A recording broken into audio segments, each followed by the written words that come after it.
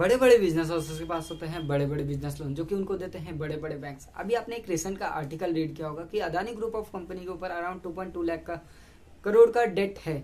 जो कि अभी ये बात की जाए तो ये लोन का अमाउंट है, वो सारा पैसा आता कहाँ से? ये सारा पैसा आपका और हमारा होता है, जो बैंक के पास पड़ा होता है। और बैंक हमें कहती है आप एफडी करा लीजिए, हम आपको 5% का रिटर्न देंगे।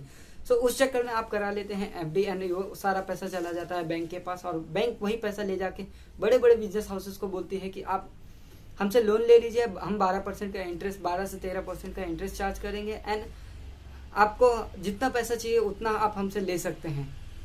12% उनसे लेके और 5% हमें देके बीच का 7 से 8% तक का उनका प्रॉफिट हो जाता है बैंक का। सो अब इस चक्कर में जरूरी नहीं कि जो पैसा बड़े बड़े बिजनेस हाउसेस को जाता है वो सारा का सारा पैसा रिटर्न आए। सो उस चक्कर में बड़े बड़े बिजनेस हाउसेस भी बंद हो जाते हैं, एंड उनके ही चक्कर में बड़े बड़े बैंक्स पे भी ताला लगते हुए आपने देखा होगा। उस चक्कर में फंस जाते हैं आप और हम। For example mister A TCS में काम करते हैं एंड मंथली का पाते हैं 35,000 रुपीज, जो कि उनका साल का होता है 4,20,000 नियर अबाउट।